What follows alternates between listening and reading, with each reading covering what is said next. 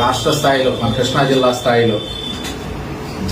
స్థాయిలోనే మహిళల్లో అత్యున్నత ర్యాంకు సాధించి 130 మార్కుల్లో కృష్ణా జిల్లా ఫస్ట్ సాధించిన జ్యోతి ఎసంపల్లి జ్యోతి రమ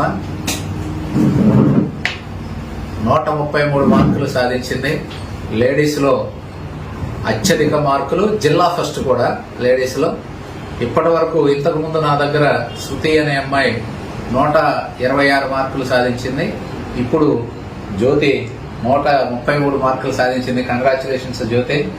అట్లాగే జిల్లా టాపర్గా నిలిచినందుకు ఈ అమ్మాయి కృషి కూడా 2019 నుంచి డిఎస్సి ప్రిపేర్ అవుతుంది. డిఎస్సి కూడా రావడానికి అవకాశం ఉంది. డిఎస్సి వచ్చినా సరే కానిస్టేబుల్ జాబే చేస్తానని నిర్ణయించుకుంది.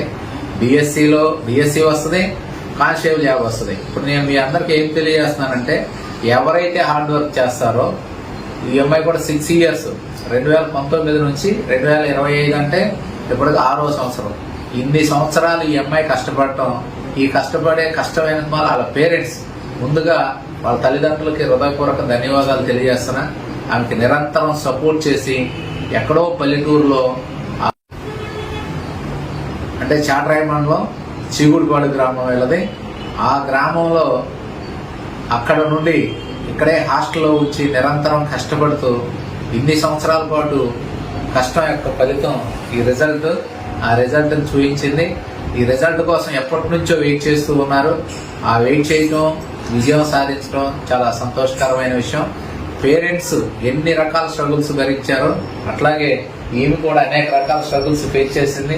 సమాజం నుంచి ఎలా ఉంటుంది అనేది మీకు అర్థమవుద్ది. మీరు కూడా మీ లైఫ్కి లాంగ్ టర్మ్గా షార్ట్ టర్మా అనేది కాకుండా నిరంతరం ఎవరైతే కష్టపడుతూ ఉంటారో ఆ కష్టపడే వాళ్ళ ఫలితమని జ్యోతి నిరూపించడం అనేది జరిగింది. దరిదాపు 2019లో డిఎస్సికి రాసింది.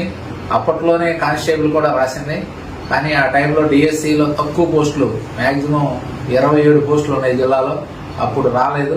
అక్కడ నుంచి పట్టు విడవని విక్రమార్కురాల్లాగా, మేడం గారు రుద్రమాదేవి అంటాం కదా, అట్లా విక్రమార్కురాల్లాగా ప్రయత్నించి ఎంతటి మంచి విజయాన్ని సాధించి కుమార్ ఎడ్యుకేషనల్ సొసైటీకి మంచి పేరు తీసుకొచ్చడమే కాకుండా మన జిల్లాకి, మన రాష్ట్రంలోనే మంచి స్థాయిలో ఉండే విధంగా, అంతేకాకుండా ఈ ఉద్యోగంతో నాకు